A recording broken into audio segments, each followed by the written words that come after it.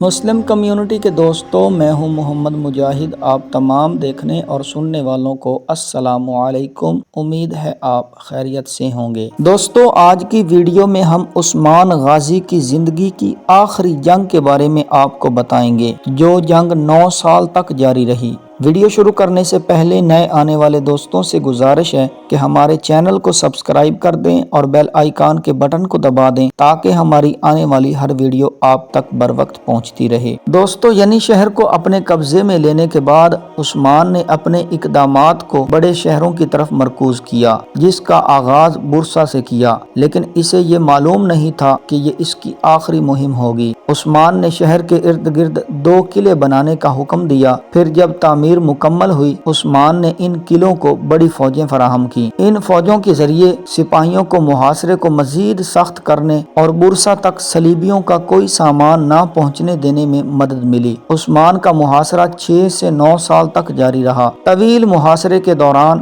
عثمان اور اس کے بعض فوجی کمانڈروں نے اپنے بیلک کے قریب بازنطینی قلعوں کو فتح کیا، جن میں کئی تیکفوروں نے عثمان کی حکمرانی کو تسلیم کیا اور وہ اس کے زیر اقتدار آ گئے، جن میں سے کچھ نے اسلام قبول کر لیا۔ اس کے بعد عثمان کینٹھیا کی بیماری میں مبتلا ہو گئے اور وہ مزید مہمات میں اپنے سپاہیوں کے ساتھ نہیں جا سکے اور نہ ہی بورسا کے محاصرے کو دیکھ سکے۔ چنانچہ انہوں نے اپنے بیٹے اورحان کو یہ اہم کام مکمل کرنے کا حکم دیا، جبکہ وہ اپنی دارالحکومت میں ریٹائر ہو گئے۔ اورحان نے محاصرہ جاری رکھا۔ اس نے بورسا کے ارد گرد کے قلعوں کا محاصرہ کر لیا اور شہر کے سمندر سے رابطے کو کاٹنے کے لیے مدانیہ کو فتح کیا۔ اس نے ازمت کے جنوبی ساحل پر موجود پرائنیٹونس کو بھی قبضے میں لے لیا اور اس شہر کا نام تبدیل کر کے کروموسل رکھ دیا، جو اس مسلم رہنما کروموسل بی کے نام پر تھا جس نے اسے فتح کیا تھا۔ آخری قلعہ جو گرا وہ بیجک تھا، جو بورسا کے لیے کلیدی حیثیت رکھتا تھا، کیونکہ یہ اس پر نظر رکھتا تھا اور اس کے نام تبدیل کر کے اورحان ایلی رکھا گیا۔ اورحان نے بورسا کے ارد گرد محاصرے کو مزید سخت کیا، یہاں تک کہ اس قلعے کے محافظ مایوس ہو گئے۔ جلد ہی بازنطینی بادشاہ نے یہ سمجھ لیا کہ شہر کا مسلمانوں کے ہاتھوں گرنا ناگزیر ہے، چنانچہ اس نے ایک مشکل فیصلہ کیا اور اپنے گورنر کو شہر کو خالی کرنے کا حکم دیا۔ اورحان 6 اپریل 1326 عیسوی کو بورسا میں داخل ہوا۔